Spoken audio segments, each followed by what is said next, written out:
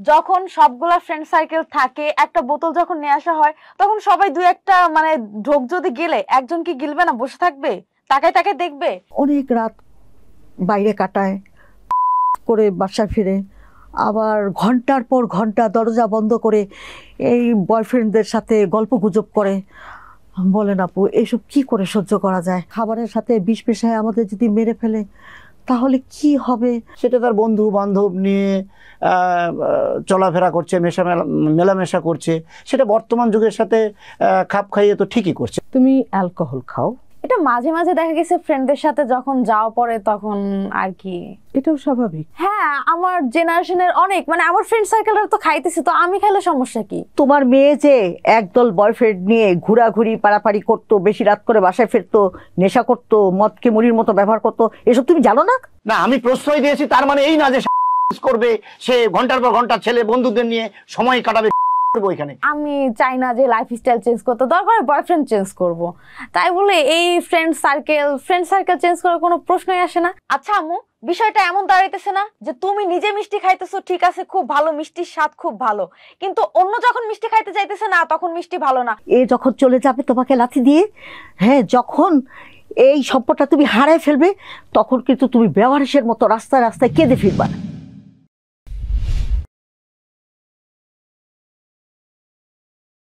সুপ্রিয় দর্শক, স্বপ্নধরা নিবেদিত অপ্রিয় সত্য অনুষ্ঠানে আপনাদের সবাইকে আমন্ত্রণ জানাচ্ছি। পুরোটা অনুষ্ঠান জুড়ে থাকছি আমি নাজনীন হাসান চুমকি আপনাদের সাথে। জি, সত্যই সত্য, কিন্তু কখনো কখনো এই সত্য হলো অপ্রিয় সত্য। তেমনই একটি অপ্রিয় সত্য নিয়ে একই পরিবারের 3 জন সদস্য আজ এই স্টুডিওতে উপস্থিত থাকবেন, শাহনাজ, আজমির এবং তন্দ্রা। প্রথমেই শাহনাজ, তিনি উপস্থিত থাকবেন স্টুডিওতে এবং কথা বলবেন আপনাদের সাথে। শাহনাজ, আপনি কেমন আছেন? এই তো আপু, আছি কোনো রকম। আসলে আপু, আমার একমাত্র সন্তান তন্দ্রা, ওকে নিয়ে অনেক ঝামেলা আছি আপু। ও কি যে করতে হবে ওর ব্যাপারে আমি ঠিক বুঝে উঠতে পারছি না, আর এই মেয়েটাকে আমি কিছুতেই কন্ট্রোল করতে পারছি না আপু। ওর বয়স কত? ওর বয়স 18-র নিচে, 18 এখন পুরো হয়নি। যে বয়সে আমরা কিনা একটা ছেলের সাথে কথা বলতে আমরা ভয় পেতাম, অথচ এই বয়সে ও একদিন না একদিন এই ছেলে সেই ছেলে সব ছেলেদের এনে আমার পরিচয় করা দেয় এরা আসলে তার বয়ফ্রেন্ড। আসলে আপু, ওই ছেলেদের আচার ব্যবহার দেখে আমার মনে হয় আমার রাতে ঘুম হয় না, আর আমার কেন যেন বারবার শুধু মনে হয় এই মেয়েটা যদি কোনো ভুল ক্রমে আমাদের কোনো ক্ষতি করে ফেলে। ক্ষতি করে ফেলে? হ্যাঁ আপু, আমার কি যে মানে ভিতরে এত খারাপ লাগে, আর মনে হয় যে কোন সময় ও আমাদের খাবারের সাথে বিষ মিশায় আমাদের যদি মেরে ফেলে তাহলে কি হবে বা আমার কি বলা উচিত। শাহনাজ আপা, আপনার মেয়ে 18 থেকে কম বয়সী, মানে সে পুরোপুরি অ্যাডাল্ট নয়। কিসে পড়ছে এখন? ও এখন ইন্টার পড়ছে। আচ্ছা, আপনার মেয়ে কেন আপনার মনে হলো যে আপনাদেরকে হত্যা করতে পারে বা খাবারে বিষ মিশিয়ে দিতে পারে? এটা একজন মা হিসেবে একটু অতিরিক্ত চিন্তা নয়? আসলে আপু, ও আমাদের কন্ট্রোলের বাইরে, আর ও যেসব ছেলেদের সাথে মিলেমিশে, এই সব ছেলেদেরকে আমার কেন যেন অসংলগ্ন মনে হয়। এরা সম্ভবত নেশা করে, আর মদকে তো এরা মনে হয় মুড়ির মতো ব্যবহার করে, আর এরা যে কি ধরনের নেশা করে সেটাও আমি বুঝতে পারি না বা বলতে পারবো না, কিন্তু এদের আচার আচরণ চলাফেরা দেখে আমার আপু ভালো মনে হয় না।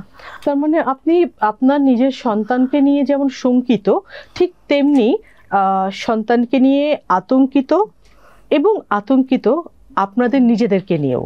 জি। এই যে বললেন যে যেসব ছেলেদের সাথে আপনার কন্যা চলাফেরা করে আপনার কাছে মনে হয় যে তারা পুরোপুরি সুস্থ নয়। না। তারা কি আপনার মেয়ের থেকে বয়সে বড়? না, একই বয়সী হবে।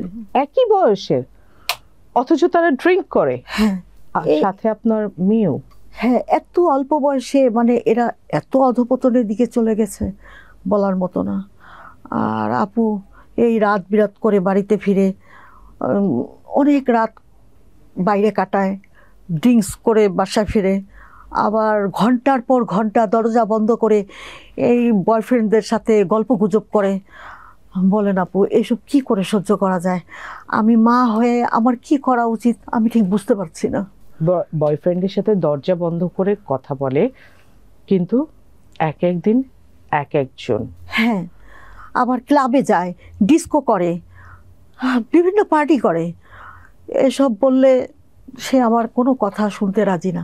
আপনার কথা শুনতে রাজি না, কিন্তু তার বাবা তো তাকেই সায় দেয়।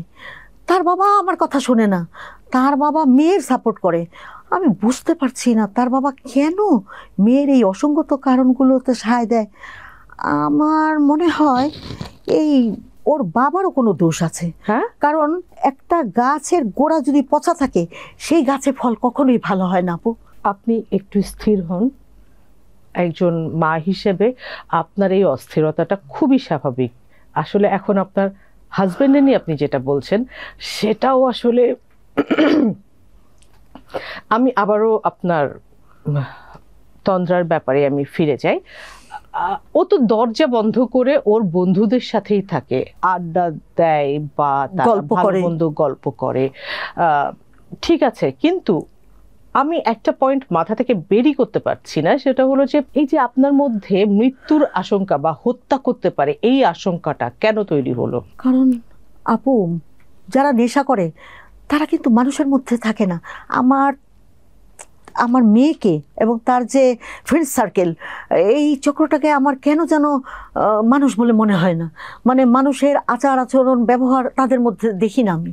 উগ্রতা, হ্যাঁ, অনেক রাগ, কেমন যেন উশৃঙ্খলতা, উগ্রতা, এইসব কাজ করে। অনেক রাগ করে সে। হ্যাঁ হ্যাঁ, মানে কখনো আপনার দিকে তেড়ে এসেছে বা এই ধরনের কোনো হুমকি কি ও বাড়িতে দিয়েছে কখনো? হ্যাঁ, কোনো কিছু বললে উল্টো আমাদেরকে বলে।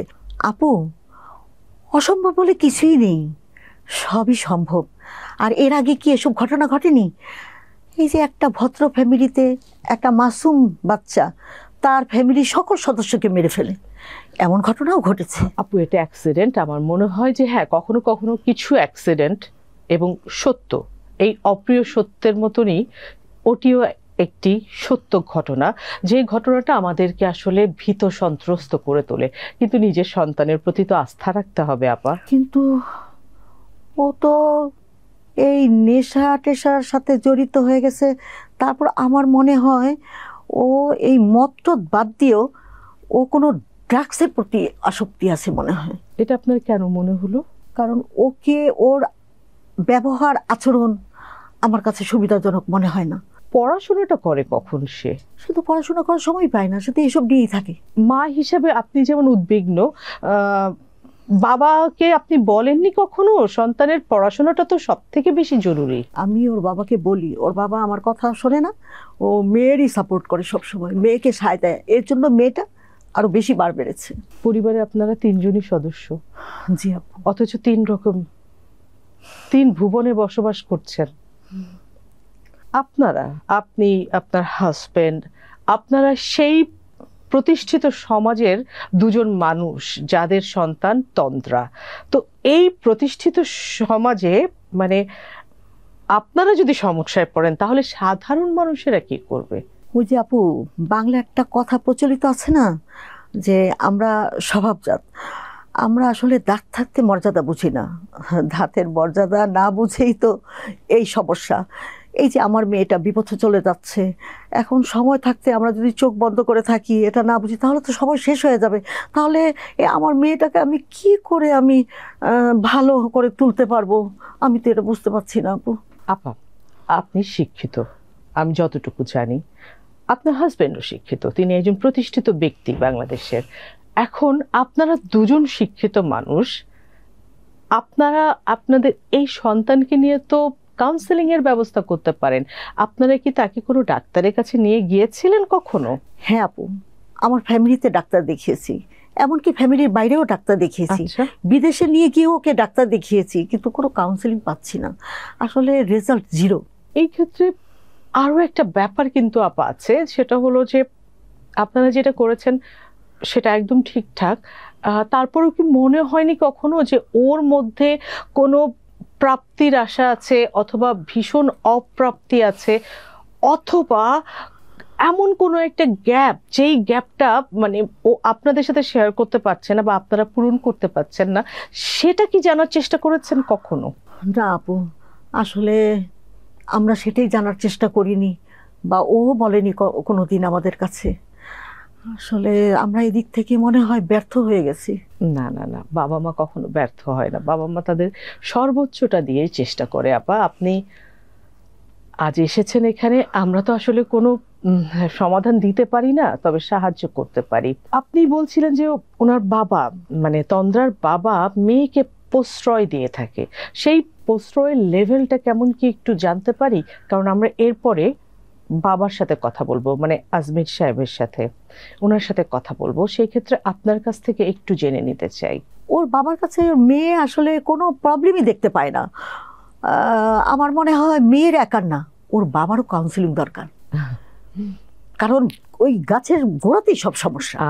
ঠিক আছে আপা, সেটা তো আসলে ওনার সাথে কথা বললে আমরা বুঝতে পারবো। তারপর যদি আপনারা মনে করেন যে আপনার পুরো ফ্যামিলি কাউন্সেলিং এ যাবেন, অবশ্যই যাবেন। একটা বিষয় জানার জন্য আমার খুব কৌতূহল হচ্ছে, এই যে আপনি বলছেন, বেশ বিশ্বাস করেই বলছেন যে আপনার সন্তান ড্রাগস নেয়, কখনো নিতে দেখেছেন ড্রাগস? না, তা দেখি নেই। তাহলে ওর ওই যে স্বভাব, আচার আচরণ, ব্যবহারে তো বোঝা যায়। ওর তো এখন উঠতি বয়স, এই বয়সে কিন্তু সন্তানেরা একটু যেটা হয়, একটু চঞ্চল হয়, একটু অভিমানী হয়, একটু কিন্তু ওদের মধ্যে অস্থিরতা কাজ করে। না, তারপরও ওদের গা দিয়ে কেমন যেন বিস্কুট বিস্কুট গন্ধ আসে।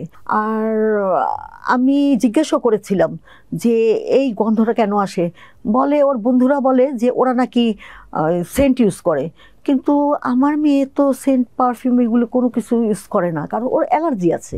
অ্যালার্জি আছে? জি। আর সাধারণ মানুষের ব্যবহার একটা, আর যারা নেশায় থাকে তাদের ব্যবহার আচার আচরণ কিন্তু অন্যরকম, এটা দেখেই বোঝা যায়। আপনি কি আপনার কাছ থেকে আপনার সন্তানকে মানে অর্থের জন্য চাপ বা ওর বাবার কাছ থেকে বেশি পরিমাণে অর্থ নেয়া, এগুলোর মানে লক্ষ্য করেছেন? না, তা না। তাহলে ওর অর্থের যোগানটাই বা হয় কোত্থেকে? ওর বাবা দেয়, ওর বাবা নিজেই দেয়। বললাম না আমি আপনাকে যে ওর বাবাই প্রশ্রয় দেয় সবকিছু, আর ওর বাবার চোখে ওর কোনো দোষ ধরা পড়ে না। বাবা দিচ্ছে, বাবারা অনেক সময় যেটা হয় যে সন্তানের প্রতি দুর্বলতার কারণে সন্তানদের অনেক ভুল ত্রুটি ওনারা দেখতে পারেন না, হয়তো বুঝতে পারেন না, অথবা মনে করেন যে ঠিক হয়ে যাবে। কিন্তু মা হিসাবে আপনি যে এত উদ্বিগ্ন, এই উদ্বিগ্নতা দেখে আপনার সন্তান মানে কি বলে, তার কি মতামত? তার তো মতামত যে আমি যা বলি সব ভুল, আমি মানে ওভার সব কিছু করি, আমি আননেসেসারি তাকে চাপ দিচ্ছি, আমি যা বলি সব ভুল। আমার মনে হয় এখন আসলে আমাদের তন্দ্রার সাথে একটু কথা বলা দরকার। আপনি তো ওর সাথে কথা বলেছেন, হ্যাঁ এসেছে? হ্যাঁ আপু, আপনি সবকিছু জানতে পারবেন, কারণ ও আপনাকে পছন্দ করে। থ্যাংক ইউ আপা, এই আমি জন্যই চেষ্টা ওকে, করব। এই জন্যই আপু ওকে আপনার কাছে নিয়ে এসেছি। থ্যাংক ইউ আপা, আমি চেষ্টা করব। আমরা তাহলে তন্দ্রার সাথে কথা বলব। তন্দ্রা, স্বপ্নধরা নিবেদিত অপ্রিয় সত্য অনুষ্ঠানে তোমাকে স্বাগতম। একটু আগে আমরা তোমার মায়ের সাথে কথা বলছিলাম, ওনার কথা শুনেছি। এখন তুমি বলো, কেমন আছো? আমি তো ভালো, আমি অলওয়েজ ভালো থাকি, সবসময় ফ্রেন্ডের সাথে চিলে থাকি, আমি কখনো খারাপ থাকি না। বাহ, শুনে খুব ভালো লাগলো। এভাবে ভালো থাকতে পারাটাই অনেক আনন্দের। কিন্তু মা যে বলছিল যে তোমার মায়ের কথা তুমি শোনো না। আসলে আমি আমার মা বাবার কথা শুনি না এরকমটা না, শুধুমাত্র মায়ের কথাটাই মানে আমার ভালো লাগে না, তার কথাবার্তা মানে সে সবসময় আমাকে নিয়ে পড়ে থাকে। আমি আমার আব্বুর সাথে খুব পরিমাণে ফ্রি, আমি গর্ব করি যে আমি এরকম একটা বাবা পেয়েছি। বাট আমার আম্মু একটু অন্য ধরনের, আমি কোথায় কি করি না করি একদম আমার পিছনে এমন ভাবে মানে সেন্টার ফুটের মতো লেগে থাকে, যেটা আমি একদমই সহ্য করতে পারি না। তাছাড়া আমি কথা শুনি না এরকমটা না। মা তো, বাবা যেহেতু খুব ভালো বন্ধু, মা হয়তো সে কারণে একটু একটু শাসন করে, সমস্যা হয় তাতে। এখন যা ঘুরবো, বিয়ের পর তো তখন আর ঘোরাফেরার এরকম অপশন পাবো না, আর বিয়ের পর ঘোরাটা অন্যরকম, তখন হাজবেন্ড থাকবে। বাট এখন যে ফ্রেন্ড সার্কেল এগুলো তো তখন আমি পাবো না। তো আমি চাই ফ্রেন্ডদের সাথে ঘুরবো, আড্ডা দিব, চিল করব, পার্টিতে যাব, হ্যাঁ এগুলো সিম্পল। বাট আম্মু এগুলো নিয়ে সবসময় মানে কেমন যেন খ্যাস খ্যাস করে, যেটা আমার না একটুও ভালো লাগে না। বাট আমার বাবা এগুলাতে কখনো বলে না যে মা তুমি এটা কেন করছো, এটা করো না, এটা ঠিক না। বাবা সবসময় বলে হ্যাঁ মা ঠিক আছে। বাবা আমার সাথে প্রত্যেকটা কথা শেয়ার করে। বাট আমার আম্মু না, মানে আমি বলবো এটা আমার আম্মুর ব্যর্থতা। আমার কোন কোন কাজ তোমার ভালো লাগে না, যদি একটু স্পেসিফিক করে বলতে বলি? আমার হচ্ছে বিশেষ করে আমি যখন আমার ফ্রেন্ডদের সাথে বের হই, কি ড্রেস পরলাম, কেন এই ধরনের ড্রেস পরলাম, কেন এত রাত করে বাসা থেকে আসলাম, এই যে প্রেশারগুলো আমার আম্মু আমাকে দেয়, এটা আমার একদমই ভালো লাগে না। আমি কেন এই ছেলেটার সাথে মিশতেছি, আমি কেন ওই মেয়েটার সাথে মিশতেছি, আমি তো বড় হয়েছি, আমি তো বুঝি। বাট আমার আম্মু এটা বোঝে না যে আমার মেয়ে একটা প্রাপ্তবয়স্ক হয়েছে, ও বুঝে শুনে কিছু একটা করতেছে। আম্মু ভাবে আমি এখনো সেই বাচ্চা আছি, সবসময় চিল্লাচিল্লি করে। এবার তোমাকে একটা জিনিস বলি, হ্যাঁ বাংলাদেশের ল অনুযায়ী এবং ইন্টারন্যাশনাল ল অনুযায়ী তুমি এখনো বাচ্চাই আছো, কারণ তুমি এখনো 18 বছরের সাবালিকা হওনি, সুতরাং তুমি কিন্তু এখনো প্রাপ্তবয়স্ক কোনো নারী নও। আচ্ছা, সেক্ষেত্রে আসলে আমরা অনেকে পছন্দ করি না মায়ের এই বিষয়গুলো, কিন্তু তোমার মা বলছিল তুমি খুব স্বাধীন চেতা। হ্যাঁ অবশ্যই আমি স্বাধীন চেতা। আমি স্বাধীনভাবে ড্রেস পরতে চাই, স্বাধীনভাবে খাওয়া দাওয়া ঘোরাফেরা সব স্বাধীনভাবে করতে চাই। আমাকে একটা পাখির মতো খাঁচায় বন্দি করে রাখবে, আমি শটফট করব, বাইরে যাব, এখানে যাব, এইটা পারতেছি না, এটা খাইতে পারতেছি না, আমার এইসব পছন্দ না।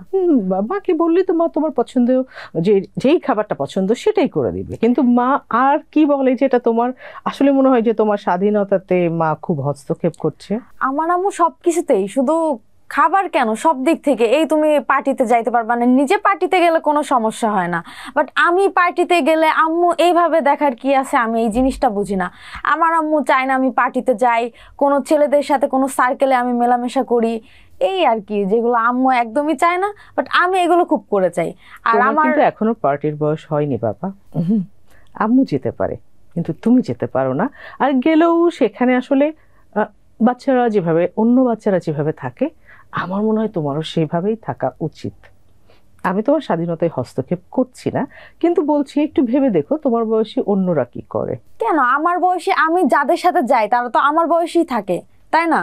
তো তারা যেহেতু করতে পারে আমি কেন করতে পারবো না? আচ্ছা ঠিক আছে, মানলাম তোমার পার্টিতে যেতে ভালো লাগে, তোমার নিজের স্বাধীনতা বা পছন্দ অনুযায়ী ড্রেস পরতে ভালো লাগে, সকল কিছু, তোমার বন্ধু বান্ধবদের সাথে তোমার মিশতে ভালো লাগে, সেটা আম্মুর ভালো না লাগলেও এখন সারাদিন এই পার্টি, এই বন্ধু বান্ধব, এই ড্রেস বা এই মেকআপ এগুলো নিয়েই কি থাকো? পড়াশোনা? আমি আসলে ভাবি রাত্রে যে এটা করব ওইটা করব সকালে উঠে, কিন্তু যখন সকালে উঠে দাঁতটা যখন ব্রাশ করতে যাই, আমার আম্মুর ওই যে খ্যাসখ্যাসটা শুরু হয়, তখন আমার মন মাইন্ড সবকিছু একদম নষ্ট হয়ে যায়। ধুত, সকালটাই ভালো শুরু হলো না, কি করব? এই যে একটা এইটাতে পড়াশোনা করব, মানে যা ভাবি রাত ভোরে, যা স্বপ্ন দেখি, কল্পনা করি, ওগুলো মানে পরের দিন আর বাস্তবতায় রূপ নেওয়া যায় না আর কি। মানে দেখা গেছে আম্মু এত পরিমাণে করতেছে, রাগ করে বাসা থেকে বের হয়ে গেছি, এই সবার সাথে গ্রুপ স্টাডি করতেছি, একজনের বাসায় যেয়ে থাকতেছি, ফ্রেন্ডদের বাসায় স্টে করতেছি, এই আর কি। তারপরে তো আমার তোমার মায়ের কথা শুনে মনে হলো যে তোমার মায়ের সাথে তোমার খুব কম কথা হয়, কারণ তুমি যখন বাসায় থাকো অধিকাংশ সময় তুমি তোমার ঘরের দরজা বন্ধ রাখো। কারণ তখন আমি আমার পার্সোনাল লাইফটা, মানে পার্সোনাল যে টাইমটা, ওইটা ফ্রেন্ডদের সাথে দেই বা আমার আব্বুর সাথে কথা বলি। কারণ আম্মুকে বলে তো কোনো লাভ নেই, সে তো সবসময় আমার বিপক্ষে থাকবে। আমি সবসময় আমার আব্বুর সাথে সবকিছু শেয়ার করি, কোথাও যাওয়ার পারমিশন লাগলে আব্বুকে বলি। এই যে মাকে নয়, কারণ আম্মু তো পারমিশন দিবে না, শুধু শুধু আম্মুকে বলে কোনো লাভ আছে? আচ্ছা এই যে পারমিশন দিবে না, এটা কি কখনো তুমি পজিটিভলি চিন্তা করেছো যে আম্মু হয়তো তোমার ভালোর জন্য ওখানে যেতে দিতে চাচ্ছেন না? এখানে ভালো খারাপের কি আছে? আমি তো খারাপ কিছু করি না। তুমি যে পার্টিতে যাও, তোমার কি মানে কখনো কখনো ড্রাগস নেওয়া হয়েছে? যদি লাইফটাকে ভালোভাবে চিল করতে যাই, চিল করতে গেলে তো এটা, হ্যাঁ আমি বলবো যে চিল করতে গেলে এটা আমি নেই, এটা স্বাভাবিক। সিরিয়াসলি স্বাভাবিক? হ্যাঁ, এটা আমার জেনারেশনে যারা আছে তারা সবাই কম বেশি। তুমি অ্যালকোহল খাও? এটা মাঝে মাঝে দেখা গেছে ফ্রেন্ডদের সাথে যখন যাওয়া পড়ে তখন আর কি। এটাও স্বাভাবিক? হ্যাঁ, আমার জেনারেশনের অনেক, মানে আমার ফ্রেন্ড সার্কেলরা তো খাইতেছে, তো আমি খেলে সমস্যা কি? তাদের প্যারেন্টসও কিছু বলে না? না, তাদের প্যারেন্টস আমার আম্মুর মতো অন্তত পক্ষে এরকম খ্যাস খ্যাস করে না যেটা আমার আম্মু করে। তুমি কি জানো যে 18 বছর বয়স না হলে কেউ অ্যালকোহলিক হতে পারে না, মানে এখন লিগালি? দেশে তো অনেক আইন আছে, অনেক নিয়ম আছে, মানতেছে কে? কেউ তো মানে না, তো আমার মানতে হবে এর তো কোনো কথা নেই। হয়তো এই কারণে তোমার আম্মু চায় যে তুমি মানো, আর 10 জন যেটা করে না তুমি যেন সেটা মেনে চলো, যেন সবাই বলে যে না এই মেয়েটা অসাধারণ, সে সব নিয়ম মেনে চলে, সে সবার কথা শুনে। এখন আমার আব্বু যেহেতু কোনো কিছু বলতেছে না, আমার আব্বুর স্বাধীনতা পাইতেছে, এখানে আম্মুর কথা এইসব শোনার কি দরকার? আমি আমার লাইফটাকে ভালো করে এনজয় করতে চাই। এনজয় করার জন্য ড্রাগস নিতে হবে, অ্যালকোহল খেতে হবে? না, ওইটা তো আমি রেগুলার খাওয়া দাওয়া করি না। মানে যখন ফ্রেন্ডের সাথে থাকি, দেখা গেছে ও একটু খাইতেছে, বললো দোস্ত তুই না খাইলে জমতেছে না, চল খাই। এই সময় আর কি খাওয়া পড়ে। তাছাড়া আমি যে প্রতিনিয়ত খাই, নেশা তো আমি করি না। এটা নেশা না? অবশ্যই নেশা না। আমি যদি প্রতিনিয়ত প্রতিদিন টাইম মেনটেন করে, মানে আমার এখন পিনিক উঠছে, আমার ড্রাগস নিতে হবে, তাহলে ওইটা আমি মনে করতাম নেশা। টাকা কোত্থেকে পাও? আর বাবার থেকে নেই। আচ্ছা, আমরা এই বিষয় নিয়ে পরে কথা বলবো। তুমি যেভাবে বলছো তুমি জীবনটাকে যেভাবে এনজয় করো, প্রেম কি এসেছে জীবনে? হ্যাঁ, বয়ফ্রেন্ড আছে। আচ্ছা, হ্যাঁ, দেখা গেছে আমার ফ্রেন্ড সার্কেলের সাথে ও মাঝে মাঝে আসে, একসাথে ঘুরতে যাই। আবার দেখা গেছে কোনো পার্টি থাকলে ও যদি টাইম পায় বা আমি, দুইজনের টাইম যখন। ক্লাসমেট? না, আমার থেকে সিনিয়র। আচ্ছা, সেও কি অ্যাডিক্টেড? অ্যাডিক্টেড না, আমার মতনই। যদি টাইম পাই, যদি দুইজনের টাইম একসাথে মানে অ্যাডজাস্ট হয়, তাহলে দেখা গেছে দুইজন একসাথে যাওয়া হয় ফ্রেন্ডদের সাথে মাঝে মাঝে। তাহলে তো তোমার জীবনে একজন অ্যাডাল্ট, মানে বাচ্চার যা যা যেভাবে জীবনযাপন করে সবই তোমার জীবনে আছে। বয়ফ্রেন্ড আছে, ড্রাগ আছে, অ্যালকোহল আছে, স্বাধীনতা আছে, এবং এই সব নিয়ে কারো কথা বলা তোমার পছন্দ হয় না। তো সেই ক্ষেত্রে তোমার বয়ফ্রেন্ড কিভাবে বিষয়টাকে দেখে? আসলে আমাকে ওইভাবে কেউ ডমিনেট করলে আমি তার সাথে থাকি না। আমার মানে যে আমার পছন্দ করে, আমার লাইফস্টাইল পছন্দ করবে, সে আমার সাথে থাকুক। বাট এইটা করবা না, ওটা করবা না, এইভাবে এই করলে দরকার হয় তাকে আমি ছেড়ে দেবো। বাট আমি আমার লাইফস্টাইল চেঞ্জ করতে পারবো না। আমার টিচার একটা কথা বলতো যে সবকিছু ঠিক রাখো, হঠাৎ করে কোনো কিছু চেঞ্জ করো না। সো আমি চাই না যে লাইফস্টাইল চেঞ্জ করতে, দরকার হয় বয়ফ্রেন্ড চেঞ্জ করব। তাই বলে এই ফ্রেন্ড সার্কেল চেঞ্জ করার কোনো প্রশ্নই আসে না। টিচার যেটা বলেছিল সেটার মানে কিন্তু অন্য, তন্দ্রা। তুমি হয়তো সেটাকে অন্যভাবে দেখেছো বা ভেবেছো। টিচার কি বলছে মানে কোন দিক দিয়ে বলছে আমি জানি না, আমি যেটা ভাবছি আমার মনে হয় এইটাই রাইট। মানে তুমি যেটা বুঝেছো সেটাই রাইট। হ্যাঁ। তন্দ্রা, তোমার কি কখনো মানে তুমি একদম একা আছো বা তুমি মানে নিজের মতো করে সময় কাটাচ্ছো, একটা বারের জন্য কি মনে হয়নি যে তুমি ভুল করছো? ভুল শব্দটা তোমার জীবনে আছে? না, আমি তো কখনো কোনো ভুল করিনি। আমার মনে হয় না আমি ভুল করছি, কারণ আমি যা করতেছি এগুলো সব আমি আমার লাইফটাকে এনজয় করতেছি। যে আমার লাইফে কোনো দুঃখ কষ্ট নাই, ফ্রেন্ড সার্কেল নিয়ে আসি, আমার বাবা আছে, বাবাকে নিয়ে আসি, বাবার সাথে সবকিছু শেয়ার করতেছি, এরকম আর কি। আমার জীবনের একটাই সমস্যা, সেটা হচ্ছে আমার মা। আমার আম্মু হচ্ছে সেই পুরাতন আদি যুগে যারা যেরকম বসবাস করতো, চলাফেরা করতো, সেটা নিয়েই পড়ে আছে। এই যে নতুন একটা যুগ, এটার সাথে কিভাবে আপডেট হইতে হবে, এগুলো আমার আম্মু কোনোভাবেই মানে বুঝতেই চেষ্টা করে না। এই হচ্ছে কথা। তোমার কথা শুনলাম তন্দ্রা, এবার তোমার বাবার সাথে একটু কথা বলবো, যে বাবা কিনা তোমার এত প্রিয় বাবা এবং তোমার বন্ধু। ঠিক আছে দর্শক, আমরা এবার তন্দ্রার বাবা আজমির সাহেবের সাথে কথা বলবো। আজমির সাহেব, স্বপ্নধরা নিবেদিত অপ্রিয় সত্য অনুষ্ঠানে আপনাকে স্বাগতম জানাচ্ছি। একটু আগে আমরা আপনার স্ত্রী এবং আপনার সন্তানের সাথে কথা বলেছি। আপনি কেমন আছেন? আলহামদুলিল্লাহ, আমি ভালো আছি। আর অপ্রিয় সত্য এত সুন্দর একটা অনুষ্ঠানে আমাকে ইনভাইট করেছেন, এর জন্য আপনাকে ধন্যবাদ। আপনাকেও ধন্যবাদ। আসলে আপনার স্ত্রীর সাথে কথা বলার পর আমার কাছে যেটা মনে হয়েছে যে উনি আমাকে এক প্রকার রিকোয়েস্ট করেছেন যেন আপনি আপনার সন্তানের ব্যাপারটা একটু বোঝার চেষ্টা করেন, এবং আপনার সন্তান যেভাবে তার জীবনযাপন করছে, আপনার স্ত্রী শাহনাজের ধারণা যে এটা পুরোটা প্রশ্রয় আপনি দিচ্ছেন। আপনি কি বলেন? আচ্ছা ম্যাডাম, বিষয়টা এরকম যে উনি এই অনুষ্ঠানে বা আপনাকে আমাদের পারিবারিক ব্যাপারটা উপস্থাপন করেছে, এটাও আমি ভালোভাবে দেখছি না, এক। আর দুই হচ্ছে যে আমার মেয়ে কি করছে না করছে, যেহেতু সে আমার ভালো বন্ধু সেটা আমি জানি, এবং আমার মেয়ে ভুল কিছু করছে না এটা আমি মনে করি। আপনাকে তাহলে আপনার 1 নম্বর যেই বিষয়টি সেটা নিয়েই বলি যে আপনার স্ত্রী এখানে এসেছে কারণ উনি অনেক জায়গা ঘুরে এসেছে, এমনকি আমাদের কাছে হয়তো আসার প্রয়োজনও হতো না যদি তার হাজবেন্ড তাকে হেল্প করতো। যাই হোক, আপনার কাছ থেকে ওই হেল্পটা পাইনি বলে হয়তো আমাদের কাছে এসেছে হেল্পের জন্য, বা আপনাকে বোঝানোর একটু সুযোগ উনি চেয়েছেন যে মেয়েকে নিয়ে যেন বাবা মাত্রা অতিরিক্ত স্বপ্ন বা প্রশ্রয় না দিয়ে থাকে, হয়তো এটাই ওনার আশা। মানুষ তো আশায় বাঁচে না, যেখানে একটু আশার আলো দেখে সেখানেই তো সেই আলোটাকে ধারণ করে বা একটু খড়কুটোকে আশ্রয় করেই তো মানুষ বাঁচার চেষ্টা করে। হয়তো এই অপ্রিয় সত্য অনুষ্ঠান শাহনাজের কাছে এইরকমই একটা বিষয়, সেখানে আমার মনে হয় আপনি তাকে ক্ষমা সুন্দর দৃষ্টিতে দেখলে আমরা খুশি হব। যাই হোক, আমরা যদি ওই প্রসঙ্গে আসি যে আপনার স্ত্রী যেমন তার কথা বলেছে, এবং আসলে আপনার মেয়ের সাথে আমরা কথা বলেছি, আপনার মেয়ের বয়স কিন্তু এখনো 18 হয়নি। তো সেই মেয়ের বন্ধু আপনি, এটা দারুণ একটি ব্যাপার। পাশাপাশি ওর একাডেমিক ব্যাপারটা কি আপনি লক্ষ্য করে থাকেন? ম্যাডাম আসলে বিষয়টা এরকম যে আমি ব্যস্ত থাকি, আর আমার এসব দেখার তো দায়িত্ব না। সংসারে মেয়েকে টেক কেয়ার করবে, মেয়েকে দেখাশোনা করবে, সেটা মায়েরই দায়িত্ব। জি। অতএব এই বিষয়টা তো আমার দেখার বিষয় না। আর বাবার দায়িত্ব কেবল অর্থ দেয়া। হ্যাঁ, অর্থ দেওয়া আছে। আর আমার মেয়ের ক্ষেত্রে একটু আলাদা, সেটা হলো যে আমার কাছে আমার মেয়ে খুব ফ্রিলি সব কথা বলে। আর সবচেয়ে বড় ব্যাপার যে তার বয়স, যেটা আপনি বললেন, আসলে হ্যাঁ ঠিক যে 18 বছর এইরকম বয়স। তো এখানে তারা ভুলভ্রান্তি, তাদের তো ভুলটা কাউন্ট হবে না, এবং সে যেটা করছে সেটা তার বন্ধু বান্ধব নিয়ে চলাফেরা করছে, মেলামেশা করছে, সেটা বর্তমান যুগের সাথে খাপ খাইয়ে তো ঠিকই করছে।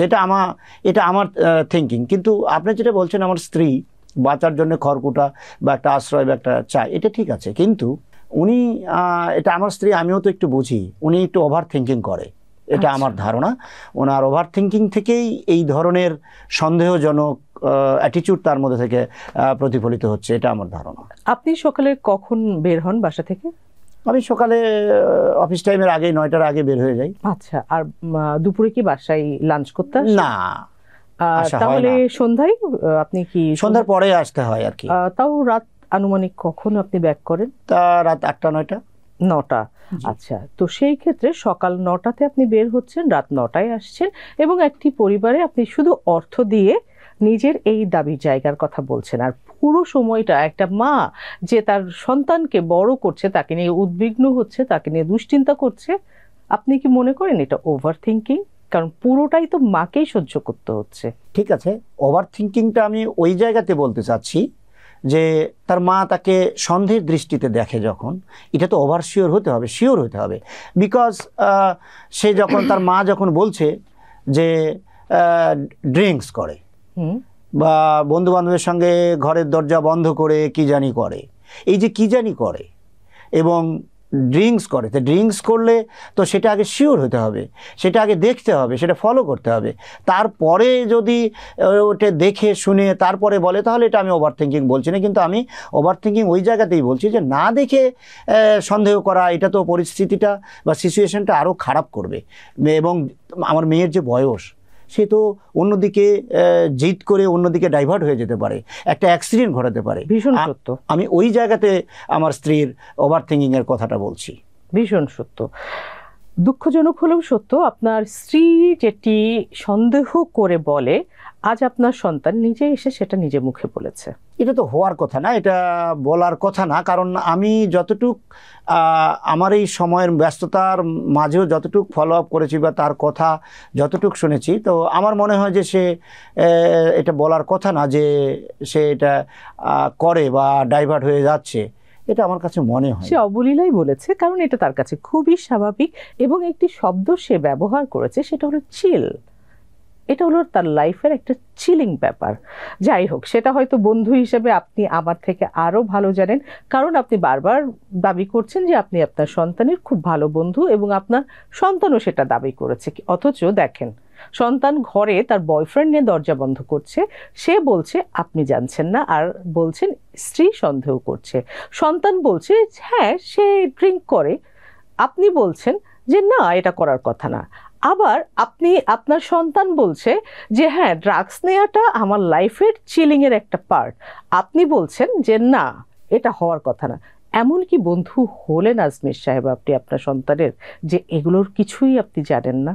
না, যেটা আপনি বলছেন এটা আমি এত ভিতরের বিষয়টা আমি জানি না, তবে আমি যেটা জানি যে আমার মেয়ে এরকম ভুল করার কথা না।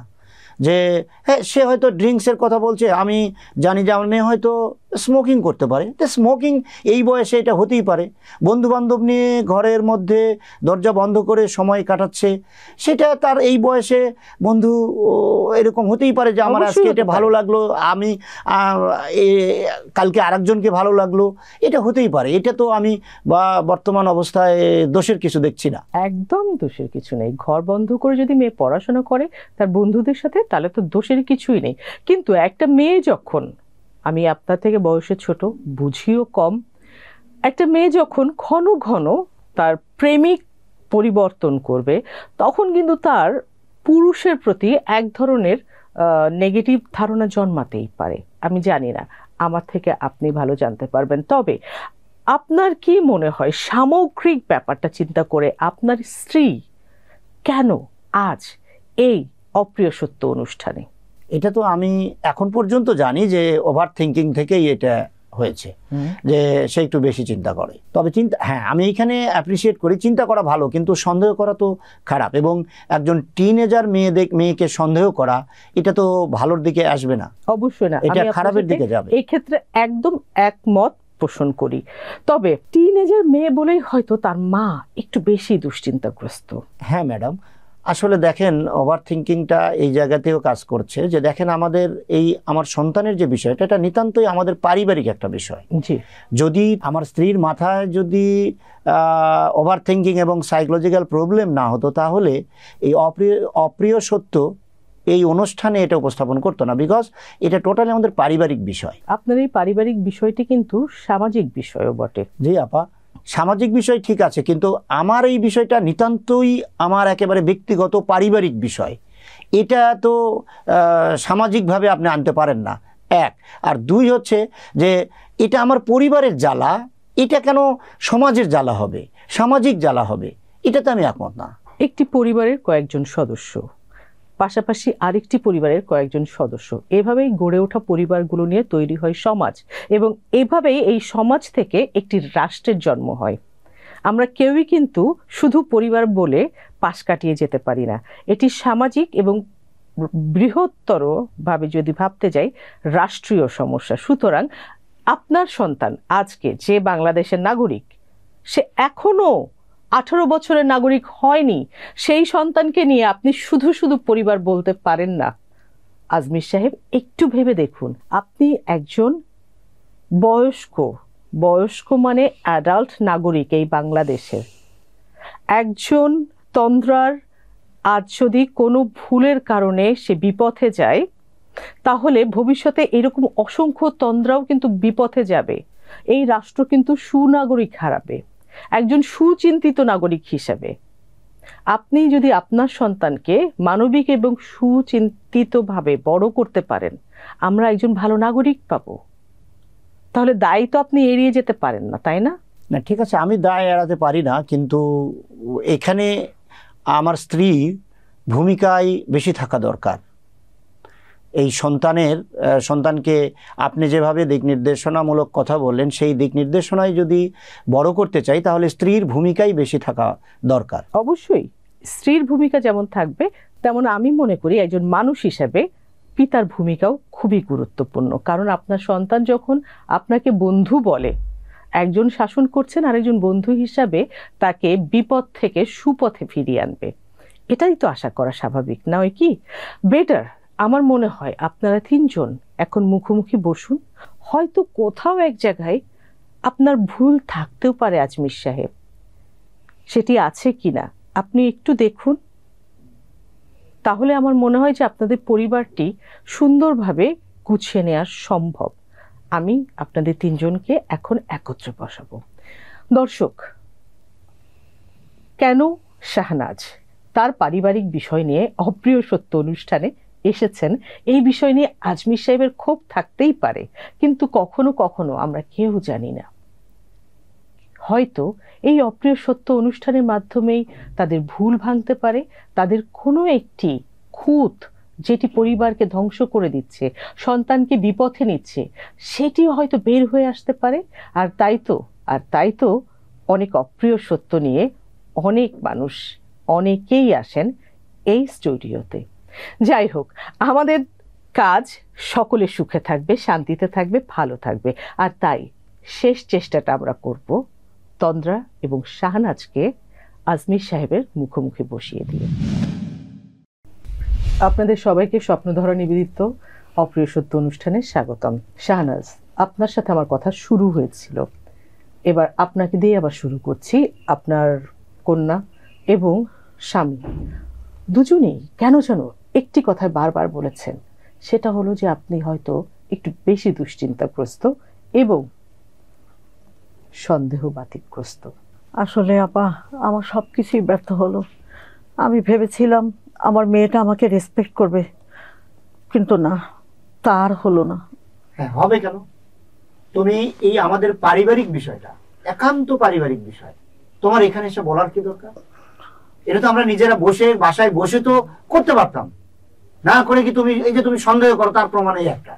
তুমি কেন আমার মেয়েকে সন্দেহ করে তুমি এই অপ্রিয় সত্য অনুষ্ঠানে এসে আপার কাছে এসব কথা বলতে হবে? এটা আমরা বসে বাসায় বসে ঠিক করতে পারতাম না, সমাধান করতে পারতাম না? কিন্তু আমি তো তোমাকে বারবার বলেছি, তুই কই সমাধান করলে? তুমি তো, তোমার চোখের মধ্যে মেয়ের কোনো দোষই ধরা পড়ে না, তুমি তো বারবার ওর সাপোর্ট করেছো। তাই আমি বাধ্য হয়ে আপার কাছে এসেছি যে আপাই সমাধান করে দেবেন। আমার মেয়ে কি করেছে যে তাকে মানে তার ইয়ে দেখতে হবে বা ধরতে হবে? আমার মেয়ে করেছে দেখি, আমি তো সেরকম কিছু দেখিনি, বা আমি তো আমার চোখে সেটা ধরাও পড়েনি। তুমি কেন এত বেশি সন্দেহ করো? এটা তো ঠিক না। কেন? তোমার মেয়ে যে একদল বয়ফ্রেন্ড নিয়ে ঘোরাঘুরি পাড়াপাড়ি করতো, বেশি রাত করে বাসায় ফিরতো, নেশা করতো, মদকে মুড়ির মতো ব্যবহার করতো, এসব তুমি জানো না? আচ্ছা মা, তুমি যে বলতেছো আমি সার্কেল নিয়ে ঘুরি, ফ্রেন্ডদের সাথে ঘুরি, কেন তুমি ঘোরো নাই? বাবা, তুমি কি কখনো ঘোরোনি? হ্যাঁ, ঘুরেছি। তাহলে আম্মু, তুমিও তো রিলেশন করে আমার পাপাকে বিয়ে করছিলে, তাই না? তো তুমি এখন এই কথা কিভাবে বলতেছো বলো? মা, যখন তোমার সময় ছিল, যখন তোমার বয়স ছিল, তখন তুমি এগুলো করছো, এখন আমি করবো কি বলো পাপা? এতে দোষ ধরার কি আছে? আমি এই জিনিসটা বুঝতেছি না। মা তুই থাম, তন্দ্রা যেটা বলছে একেবারে ঠিক কথা বলছে। কারণ ওর যে বয়স ছিল, আমার যে বয়স ছিল, মানে ওর যে বয়সটা এখন 18 বছর এখনো হয়নি। আপনার স্ত্রী বলেছেন সে এখনো 17 বছর বয়সী আছে, ঠিক আপা? জি। আচ্ছা হলো আপা, ঠিক আছে, কিন্তু এই বয়সে তো আমিও বন্ধু বান্ধব নিয়ে অনেক আড্ডা দিয়েছি, অনেক ঘুরেছি, স্মোকিং করেছি, অনেক কিছু করেছি। তো ওর তো বয়স এটা, এখন এই বয়সে একটু করলে সমস্যাটা কোথায়? হ্যাঁ করেছি, আমরাও ঘুরেছি, বাট আমরা মদটাতে এসবে কিন্তু হাত দেইনি, এসব নেশা টেশা করিনি, কিন্তু আচ্ছা সেভাবে চলিনি। তুমি বলো, যখন সবগুলা ফ্রেন্ড সার্কেল থাকে, একটা বোতল যখন নিয়ে আসা হয়, তখন সবাই দুই একটা মানে ঢোক যদি গেলে একজন কি গিলবে না? বসে থাকবে, তাকে দেখবে? তখন আম্মু তুমি যতই বলো যে আমি করিনি, আমি তো তখন ছিলাম না, বাবাও তো তখন ছিল না, কেউ তো দেখেনি, তাই না? যে তোমাকে প্রুফ দিবে তুমি খাইছো কি খাও নাই। তবে আমি এইখানে একটু হতাশ মা। আমি তো জানতাম যে ফ্রেন্ডের সাথে মেলামেশা করো, দরজা বন্ধ করে হয়তো লেখাপড়া করো, বা কোনো নোট নিয়ে আলোচনা করো, এডুকেশন নিয়ে আলোচনা করো, সেখানে হয়তো বড় জোর হতে পারে স্মোকিং পর্যন্ত। কিন্তু আজ তুমি বলছো যে হার্ড ড্রিঙ্কস করো, এটা আমি আশা করিনি মা। আচ্ছা বাবা, তুমি কি আমাকে কখনো ড্রাঙ্ক অবস্থায় দেখছো বলো? না, দেখিনি, এই জন্যই আমি তোমাকে তো কখনোই সন্দেহ করিনি।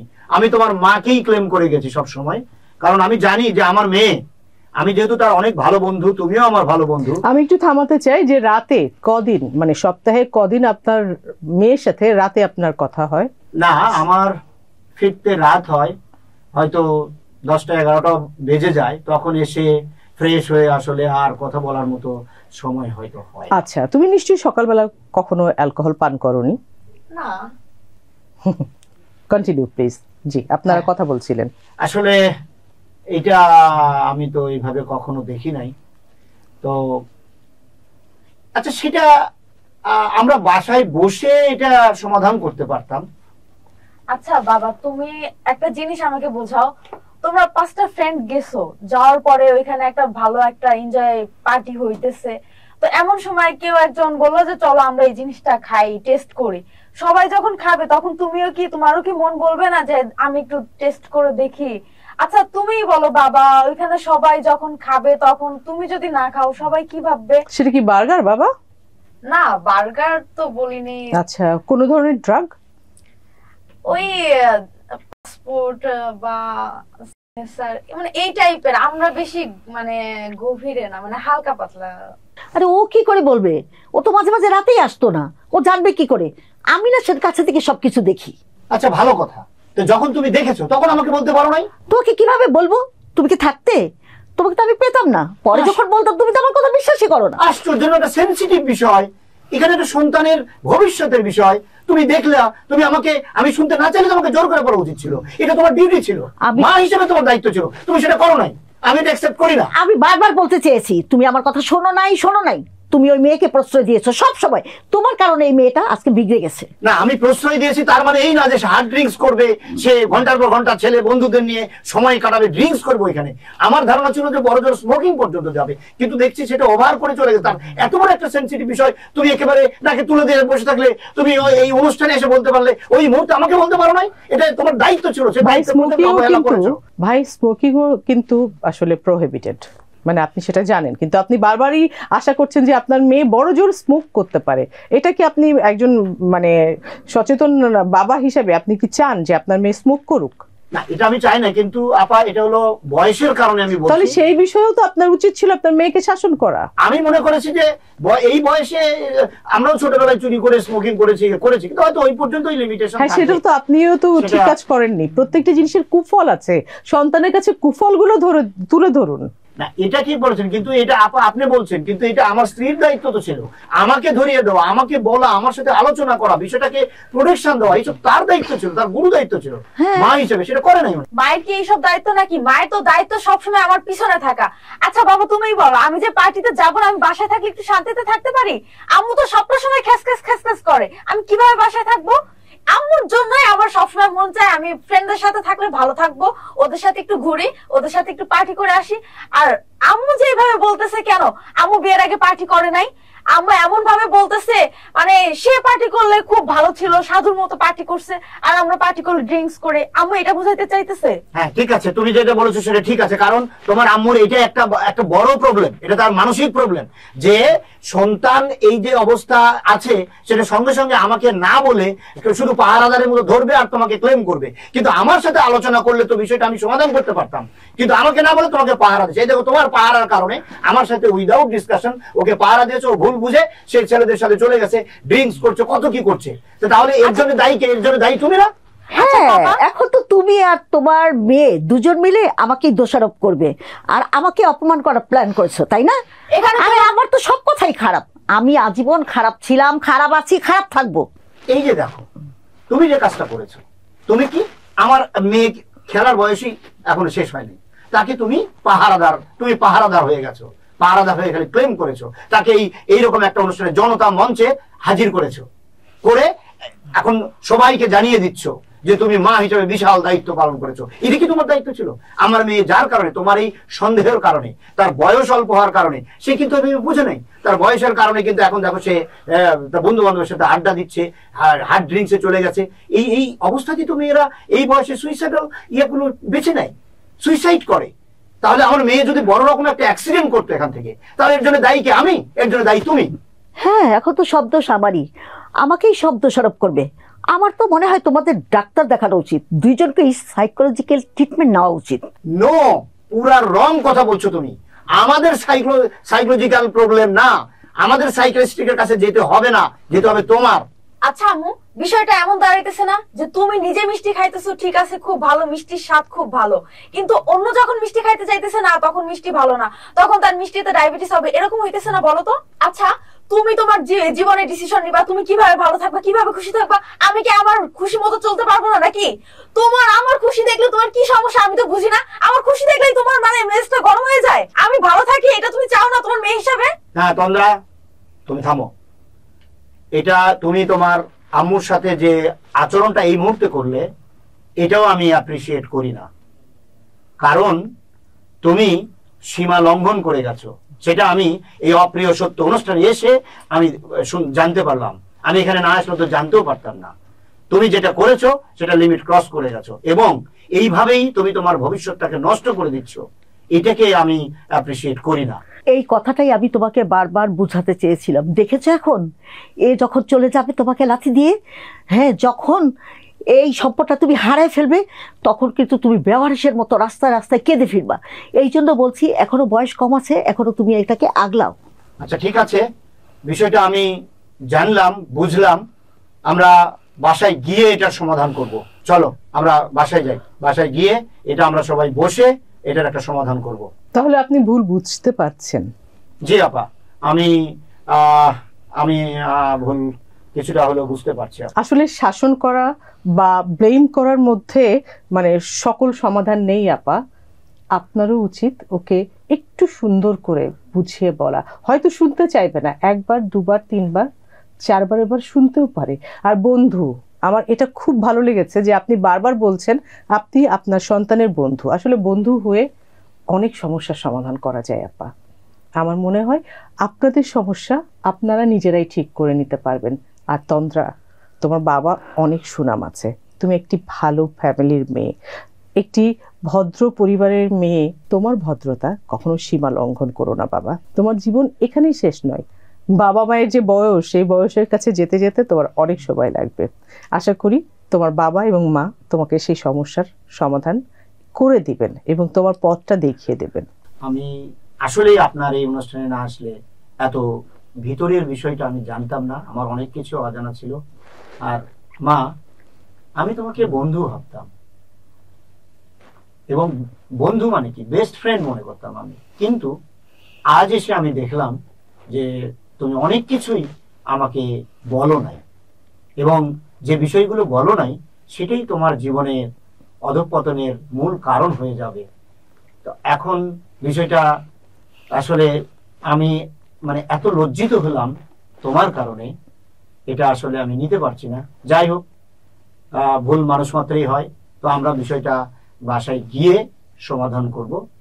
আচ্ছা বাবা, আমি একটা জিনিস বুঝতে পারতেছি না, সবাই আমার লাইফস্টাইল নিয়ে এত উঠে পড়ে কেন লাগছো? আমি একা যে শুধু এমন তা না, আমি যে এই যে আমার 10-12টা বন্ধু বান্ধব, এরা কি তাহলে? এদের কথা তুমি একবার ভাবো, এরাও তো আমার মতো নেই চলতেছে, ওরা আমাদের থেকে বেশি। তো তাদের বাবা মা এমন করে না, তোমরা কেন আমার সাথে এমন শুরু করছো? আমি এই জিনিসটা বুঝতেছি না। আমি একাই কি ভদ্র ফ্যামিলির? ওরা কি ভদ্র ফ্যামিলির না? ওরা যে সঠিক করছে তার কি এভিডেন্স আছে বলো? ওরাও তো ভুল করতে পারে, ওরাও তো ভুল করছে, সেটা তো এই অনুষ্ঠানের মাধ্যমে মানে একেবারে পরিষ্কার হয়ে গেল। যাই হোক, এই বিষয় নিয়ে আমরা আর এখানে কথা না বলে বাসায় গিয়ে আমি তোমাকে বুঝিয়ে দিব যে তোমার আসলে ভুলটা কোথায় ছিল।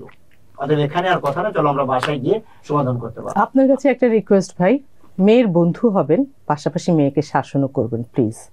আর আপা, মেয়েকে শাসন করবেন কিন্তু বন্ধু হওয়ার চেষ্টা করবেন প্লিজ। তন্দ্রা, তোমার কাছে কোনো কিছু অনুরোধ নেই, তবে মা বাবা সব থেকে আপনজন, তাদের কথা একটু শোনার চেষ্টা করো। আপনাদের সবাইকে ধন্যবাদ। আপা, আপনাকেও ধন্যবাদ। আপনাকেও অসংখ্য ধন্যবাদ আপু। দর্শক, স্বপ্নধরা নিবেদিত অপ্রিয় সত্য অনুষ্ঠানে আজ উপস্থিত ছিলেন একই পরিবারের 3 জন সদস্য, শাহনাজ, আজমির এবং তন্দ্রা। আসলে দর্শক, বিভ্রান্ত না হয়ে সকল সময় একটু চেষ্টা করা উচিত সকল কিছু থেকে দূরে থাকার, এবং ভালোবাসা কখনোই এমন পর্যায়ে যাওয়া উচিত নয় যা একে অন্যের কাছ থেকে দূরে ঠেলে দেয়। যেমন মায়ের কাছ থেকে সন্তানকে, আবার সন্তানের কাছ থেকে মা বা বাবাকে, অথবা স্বামীর কাছ থেকে স্ত্রীকে।